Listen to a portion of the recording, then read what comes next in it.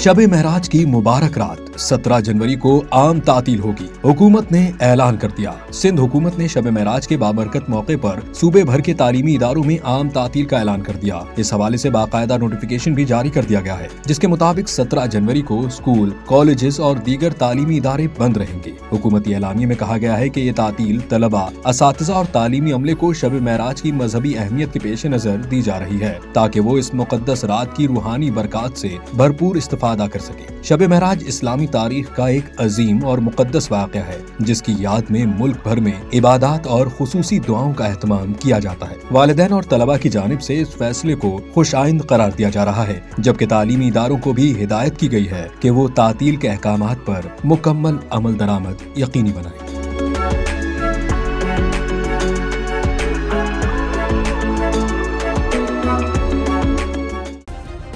Subscribe करें और bell दबाएं ताकि कोई खबर रह न जाए।